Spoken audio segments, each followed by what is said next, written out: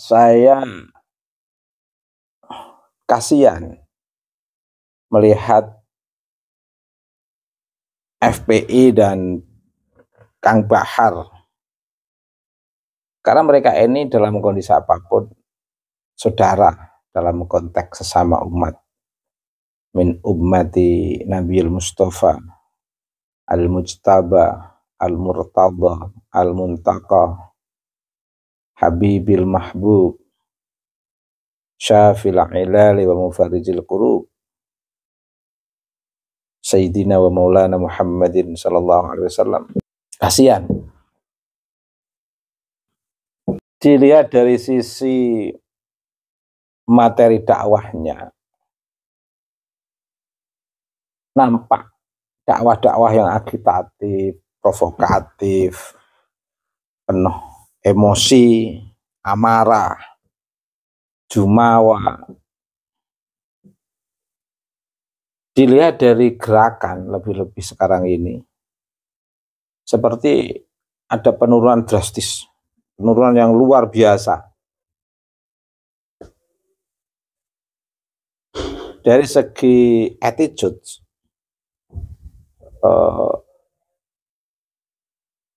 kasihan, seperti betul-betul tidak gentle dan tidak gagah gitu, seperti anak-anak yang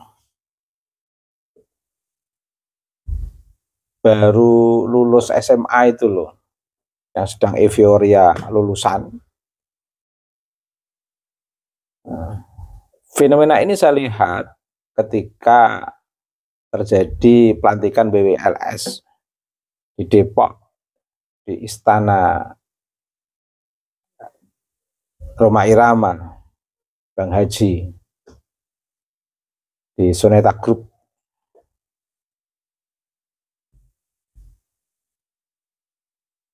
Contoh misalnya ketika pelantikan itu berlangsung jam 8:30, jam 9, tentu dimulai acara 1 jam sebelumnya, yaitu jam 8. Tetapi ingin menggagalkan pelantikan itu datangnya setelah acara pelantikan selesai, dengan penuh tadi yang saya katakan agitatif, provokatif. Tapi hanya hitungan jari, Bahar Smith didampingi beberapa orang dengan penuh marah. Setelah itu dia naik mobil dan keluar dari pintu mobil dalam posisi mobil berjalan sampai pecinya terbang, terhampar angin. Dia ngomong-ngomong seperti orang yang, ya saya katakan tidak terkontrol, omongannya itu tidak terkontrol. Nampak kekanak-kanakan, memalukan marwah yang lain tentunya. Diikuti oleh iringan motor, hanya beberapa hitungan jari, dengan ungkapan-ungkapan yang ya kasihan saya menyebut kata-kata yang saya nggak mau ngulang nggak enak. Sesuatu yang nggak baik kok diulang, nanti jadi pembiasaan. Ya seputar ujaran-ujaran yang menyudutkan masyarakat pribumi, dalam konteks ini BWLS, dengan ujaran-ujaran stereotip, katakan 30S, katakan begitu.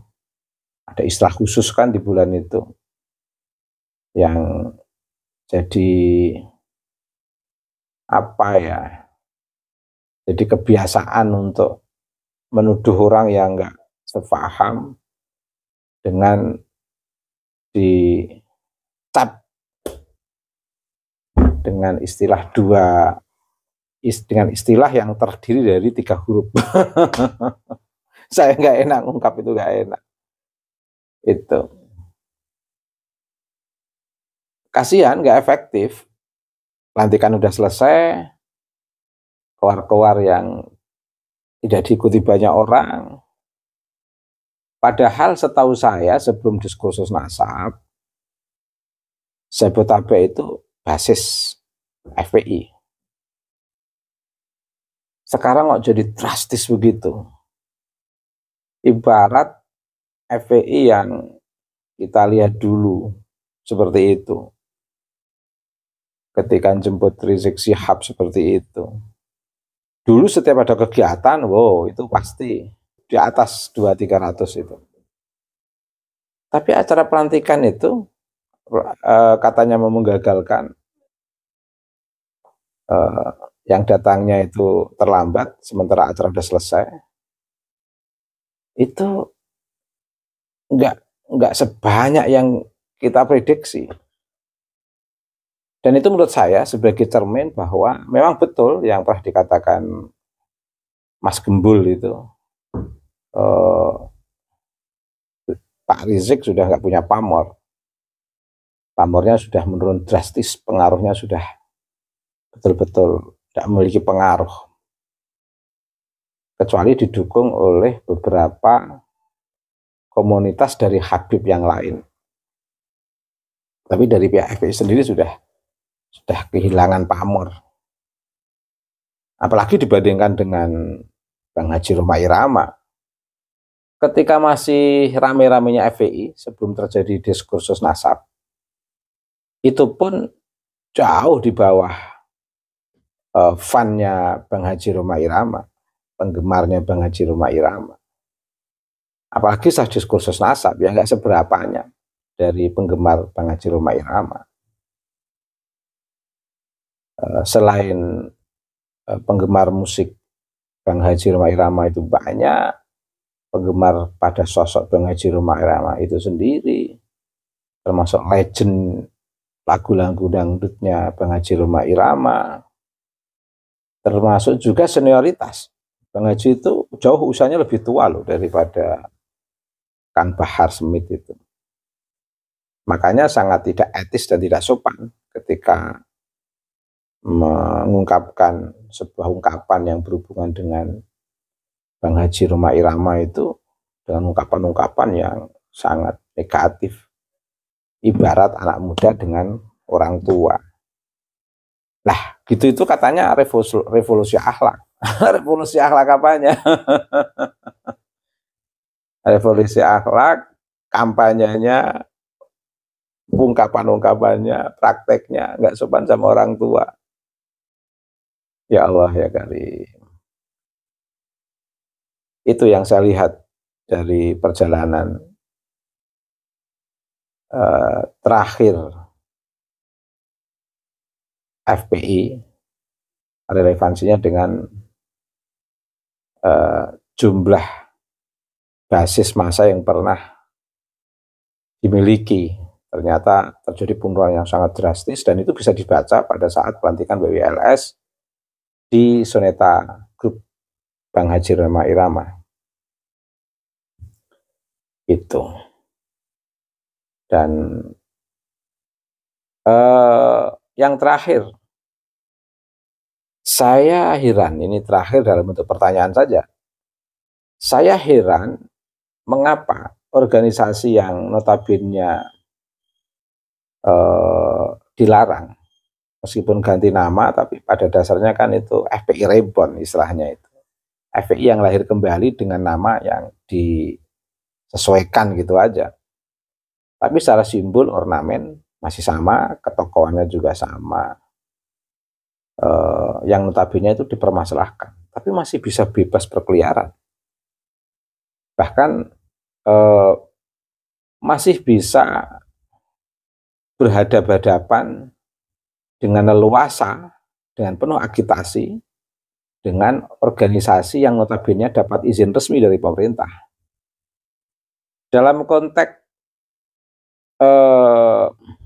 keleluasaan berekspresi, meskipun berserikat mengeluarkan pendapat itu dilindungi undang-undang,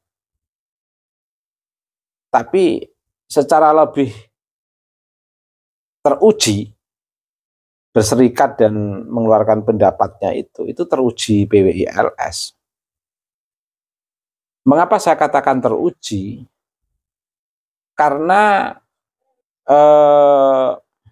dapat perizinan, organisasi PWI-LS dapat perizinan. Itu artinya terverifikasi oleh pemerintah sehingga dapat izin. Tapi kalau FPI itu nggak teruji karena hasil verifikasi mesti minimal ada kelengkapan yang harus dilengkapi. Karena telah dibubarkan. Entah telah dibubarkan karena ada masalah atau telah dibubarkan karena tidak memenuhi syarat. Itu yang bisa bicara yang Kemenkumham tentunya. Tetapi akurasi telah terverifikasi itu justru yang lebih terverifikasi PWI-LS. Resmi sudah dapat perizinan dari pemerintah. Tapi ketika dua komunitas ini sedang berselisih, itu seperti sama. Harusnya yang lebih diberi peringatan yang belum terverifikasi dalam konteks berserikat atau organisasi. Karena itu bagian daripada bentuk komitmen dalam konteks kehidupan berbangsa dan bernegara. Sebagai bentuk pengakuan terhadap sistem pemerintahan yang sah. Organisasi apapun harus menyesuaikan. PWI-LS juga menyesuaikan, harusnya FPI juga harus menyesuaikan itu. Nah, tetapi ala kulli hal saya tidak tahu duduk persoalan organisasi FPI sekarang ini, meski berbagai informasi itu telah kita dengarkan sebagai organisasi yang memang perlu mendaftarkan ulang lagi atau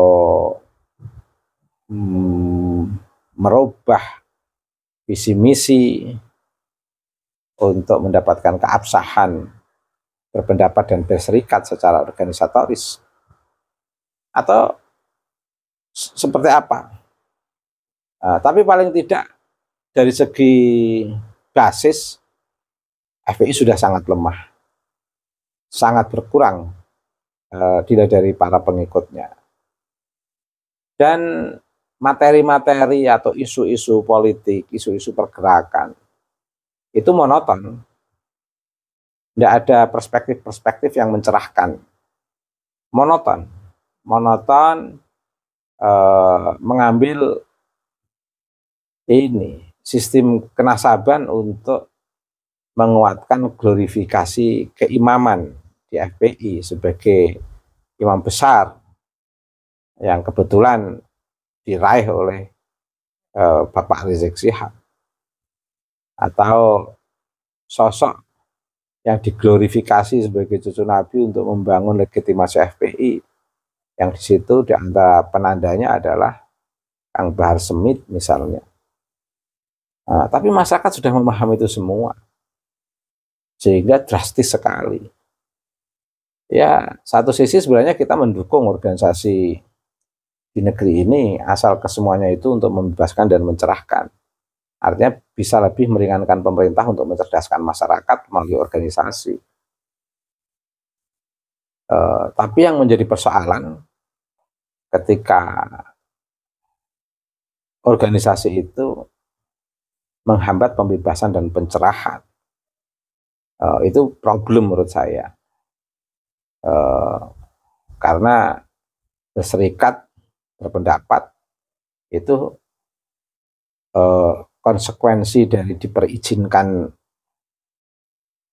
di tengah kehidupan berbangsa dan bernegara di Indonesia ini, itu harus memiliki konsekuensi untuk memanusiakan manusia, bukan untuk merendahkan manusia dan menciptakan kelas lebih tinggi daripada kelas-kelas yang lain. Ini problem. Tapi kan setelah perkembangan teknologi informasi ini banyak dimanfaatkan oleh para santri, sehingga banyak perspektif-perspektif yang mencerahkan yang dikeluarkan di sosial media yang cukup efektif membentuk kesadaran masyarakat Indonesia, termasuk para muhibbin yang ada di FPI banyak yang sadar. Yang mengisi diskursus nasab, yang mengkritik Habib itu rata-rata muhibbin. Yang enggak itu bisa dihitung jari. Bisa dihitung jari. Kalau saya dari kecil udah biasa, enggak pernah dengar istilah muhibbin. Pada Pak Alwi itu enggak merasa saya. Kalau muhibbinnya Kanjeng Nabi ya. Karena Nabi Muhammad itu Al-Habib Al-Mahbub. Nabi Muhammad itu orang yang penuh rasa cinta dan dicintai. Habibil Mahbub. Syafil ilali wa mufarrijil furud. Itu. Nabi Muhammad sosok yang mujtaba, murtada, mustafa dan lain sebagainya. Itu saja. Ini hanya refleksi saja. Semoga bermanfaat untuk sebuah muhasabah bagaimana memperlakukan dan berintegrasi secara sosiologis dengan sesama umat Islam di tengah keragaman dan keanekaragaman ini. Tentu kita akan menghargai semuanya itu dengan konsekuensi-konsekuensi untuk memanusiakan manusia, karena memanusiakan manusia itu bagian daripada perbuatan yang legal di dalam undang-undang kita dan menjadi visi besar undang-undang kita, memanusiakan manusia. Terima kasih, semoga bermanfaat.